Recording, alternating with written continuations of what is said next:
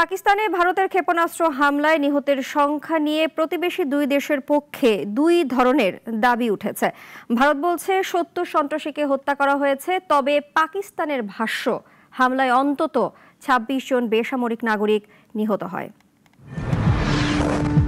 গত ২২ এপ্রিল ভারত নিয়ন্ত্রিত কাশ্মীরের পেহেলগামে পর্যটকদের উপর বন্দুকধারীদের হামলায় ২৬ জনের প্রাণহানি হয়। এরপর থেকে পারমাণবিক ক্ষমতাধর দুই দেশের মধ্যে উত্তেজনা বাড়তে থাকে। প্রতিদিনই সীমান্তে গুলি ছোড়ে দুই পক্ষ। চলমান এ উত্তেজনার মধ্যে পাকিস্তানে মঙ্গলবার মধ্যরাতে ক্ষেপণাস্ত্র হামলা চালালো ভারত।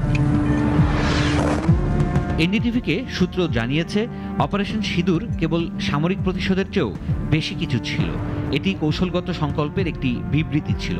সন্ত্রাসবাদী সম্পর্কিত ৯টি স্থানে ২৪টি সুনির্দিষ্টভাবে সমন্বিত ক্ষেপণাস্ত্র হামলার মাধ্যমে ভারত প্রমাণ করেছে যে তারা আর সীমান্ত সন্ত্রাসবাদ সহ্য করবে না, এমনকি রাষ্ট্রীয় প্রতিষ্ঠানগুলোর সহযোগিতাও সহ্য করবে না।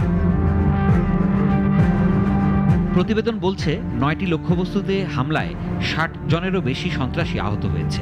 এসব এলাকার মধ্যে আছে মুজাফফরবাদ, কোটলি, বাহওয়ালপুর, রাওয়ালকোট, চকশ্বরী, ভীমবার, নীলম উপত্যকা, ঝিলাম এবং চকওয়াল।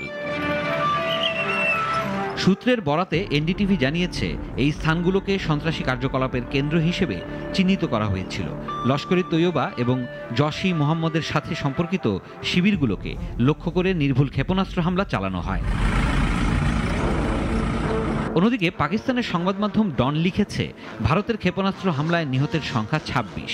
পাকিস্তানের আন্তঃবাহিনী জনসংযোগ পরিদপ্তরের মহাপরিচালক লেফটেন্যান্ট জেনারেল আহমেদ শরীফ চৌধুরীর বরাতে এই তথ্য জানিয়েছে সংবাদ মাধ্যমটি। এদিকে পাকিস্তান আইএসপিআর এর মহাপরিচালক জানান, মঙ্গলবার মধ্যরাতে পাকিস্তানের ৬টি জায়গায় ২৪টি স্থাপনায় বিভিন্ন ক্ষেপণাস্ত্র দিয়ে হামলা চালিয়েছে ভারত। এই হামলায় অন্তত ২৬ জন বেসামরিক নাগরিক নিহত হয়েছেন এবং আহত হয়েছেন অন্তত ৪৬ জন। যদিও ভারতীয় গণমাধ্যম দাবি করেছে, কাশ্মীরের পেহেলগ্রামে সন্ত্রাসী হামলার প্রতিশোধ নিতে পাকিস্তান নিয়ন্ত্রিত কাশ্মীরের 9টি স্থানে 24টি ক্ষেপণাস্ত্র হামলা চালিয়ে ৭০ জন সন্ত্রাসীকে হত্যা করেছে। সিরাজুম মনির শুভ, নাগরিক।